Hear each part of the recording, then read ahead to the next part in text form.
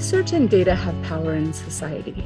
For a long time, non-natives, or more specifically, white researchers, produced the majority of the scientific research, and in large part, they either omitted Indigenous people from research, or in the rare cases we as Indigenous people were included, our data was both owned by and interpreted through the lens of these researchers.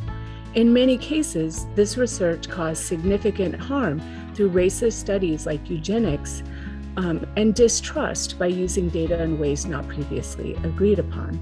In order to amplify the voices and experiences of Indigenous peoples in the U.S. and to center Indigenous needs and priorities, our team, in collaboration with our Indigenous partner organizations, is launching the second annual Indigenous Futures Study. Our first Indigenous Futures Study included more than 6,400 natives and led to reports on COVID impacts and building Indigenous power to address needs and priorities. Having Indigenous-led and resource studies like these helps to address Indigenous underrepresentation, to rebuild trust, and to create a new era of research, quote, by Indigenous people for Indigenous people.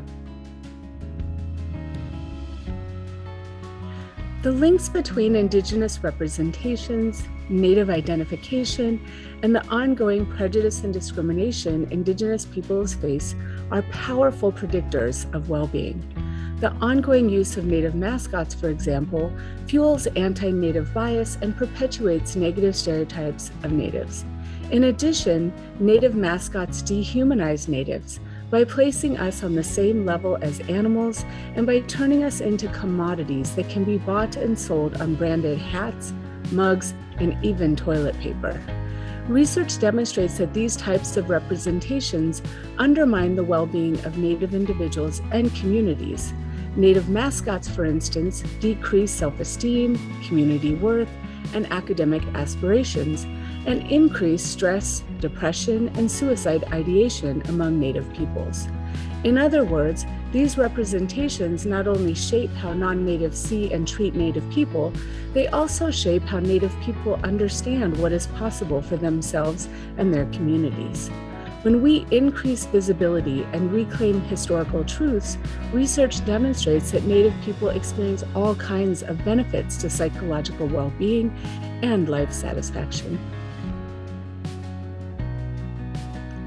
Thanksgiving, in its current form, is about the actual erasure of Indigenous people. What many Americans do not know is that Thanksgiving feasts were carried out each time settlers killed large numbers of Indigenous peoples.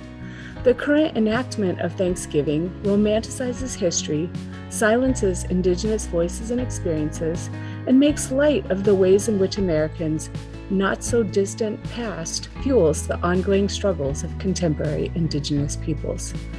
The issue is not simply that we are not teaching the truth about Thanksgiving or about history more generally, but that we are not teaching students anything about contemporary Indigenous peoples.